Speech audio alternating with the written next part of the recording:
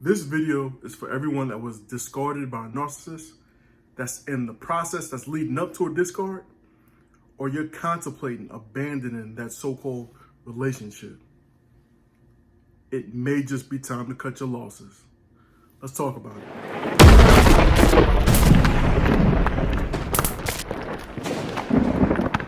What's going on, Warriors? Reach One Recovery is back. I'm your host, Baron, and we got another topic to guide you on your healing from narcissistic abuse. Today, we're going to be talking about why that relationship with the narcissist never works out. And the reason being is because that narcissist is always on the hunt for new supply. They're always on the hunt for somebody or something to validate their false self. See, you caught them as they were barreling through life on that hunt, as they was taking the twists and turns, picking up people here and there. When you got them, they love bombed you and they made it feel like it was something special, but they've done it time and time before. And now that you understand that, you understand that they're not going to stop. Not only are they going to keep searching while they have you or they had you, they still keep in contact with all their past flames. They still make sure they in touch with them on social media. They still make sure they got their latest number. For the old school ones, they still make sure that black book is up to date. They got their feelers in the past, present, and future. So now that you know that, they can't possibly value what they have in their hand. They can't value the bird they have in their hand because they're looking at the one in the bush, the one on the ground, the one in the garbage can. It don't matter. If it suits them, that's what they're going after. So instead of valuing you, a narc is going to misuse, abuse, and mistreat you because they think you're replaceable. So imagine them having that mindset and you stuck in the mindset of holding out hope that the person that they impersonated in the beginning would come back. But instead, you got this dysfunctional, bipolar, toxic cretin that's just bleeding you dry. Man, these situationships with these narcissists do not work. What happens is your hope, your forgiveness, all your good qualities, they act as preservatives to that toxic relationship. There's really only two outcomes from this thing. The first being a discard. Either discard happens by the narcissist, they find somebody else, or they find something that they perceive as better, or you initiate the discard, which in most cases, when that happens, it's the final discard. See, because what happens in that phase is the abuse, the mistreatment, their behavior is so toxic that you're struggling to comprehend it. And this is how some of y'all come across this content on narcissism. You start Google searching or searching on the web, chronic lying, chronic abuse, chronic cheating, whatever it is they're doing, it all leads back to narcissism, NPD. And then once you get it, it's like a light bulb goes off. And you understand no matter what you do, no matter how good you are to them, they're always going to be this way or worse. And you end up cutting ties. It's one of the most hurtful and eye-opening experiences that you'll ever go through. I remember when I did the final discard on my narc, I remember it vividly. Did all the research, went to therapy. I knew it wasn't going to get any better. It was only going to progressively get worse from there. So had a conversation with the narc, and my narc, she shrugged her shoulders and said, well, we had a good run. Like we was going for the NBA playoffs or something.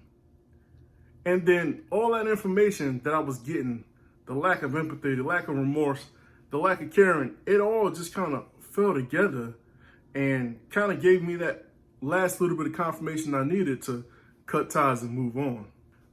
But after I pulled emotions aside, I came to a realization that narc never expected the relationship to last in the first place. I'm talking over a decade, kids, marriage. There was never expectation for that thing to make it to that championship round. They always planned to turn tail and leave at some point. It was me that just kept that thing going. And a lot of times that's what you have going on in your situationship. Your goodness, your positive qualities are keeping that thing going. Now, the second half of this thing is a little bit darker because, yeah, your positivity, your forgiveness, the energy, the life force that flows from you can add those preservatives to the relationship and keep it going, but it comes at a cost.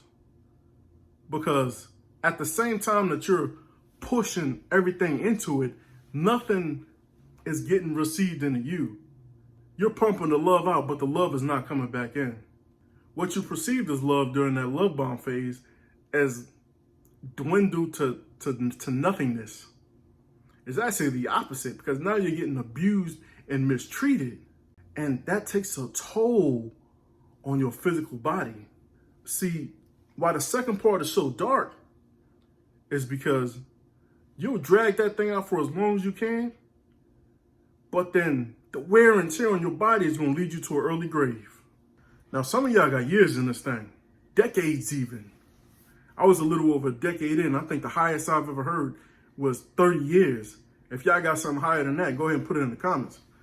But that prolonged period of time, that amount of stress and strain on your mind, body, and soul, that has an effect. You just ain't walking away from that like you all hunky-dory.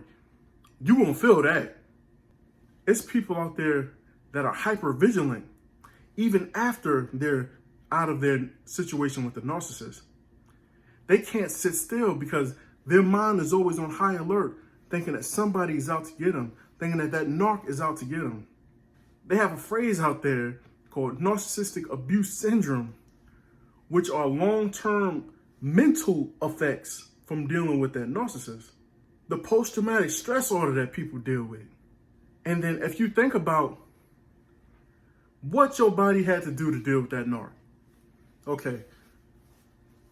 Our natural responses to danger are fight, flight, or freeze.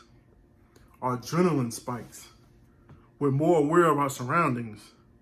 Our muscles tense up so we get ready to act. Now, when you're with a narcissist, you're constantly in that state. But our defense mechanisms were only meant to be employed for short periods of time until we get out of danger. So imagine what happens if you're in that state 24/7. Your body never relaxes. Your body starts to turn on itself. You'll start to develop autoimmune disorders out of nowhere. You'll start to develop muscle aches from the constant muscle tension. You'll start to develop headaches. You'll have insomnia. And the longer that you're in it, the negative effects on your body, they compound. So if you're struggling with insomnia, of course the next day you're not going to be 100%. So what then creeps in is brain fog, where it's like you're not operating, it's like you're operating in a fog. It's real sluggish. It'll affect you in your everyday situations. Driving to work, actually being productive at work is more difficult now because of what you're dealing with the narc at the home.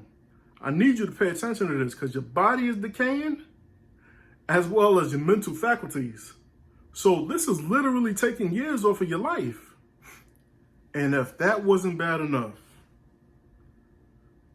one of the favorite things that narcs love to do is leave you when you need them the most. So let's say because of this prolonged stress, because of some of the actions associated with this poor relationship, you catch a disease or you develop a chronic illness where you have to rely on that narc. They'll choose that time to leave you high and dry. Now for me, just those two reasons alone are irrefutable evidence not to even try to attempt to make this thing work with a narcissist. And I know some of y'all empathy flared up and y'all thinking it's kind of harsh. There are some instances where narcs go to therapy and they could actually make it work. They can make it sustainable. I'm not going to knock it, but that's a very small percentage. And that narc has to constantly work on going against their nature. It's still not an easy road. So for me, I can't put my hope in that small percentage. To each his own. I just know once you get burned once, and a lot of us, including myself, have been burned multiple times, I am no longer willing to gamble the rest of my life dealing with one of them. Life is too short to be dealing with people like this. But I'm going to go ahead and close this one out today. Thank you for this time of conversation.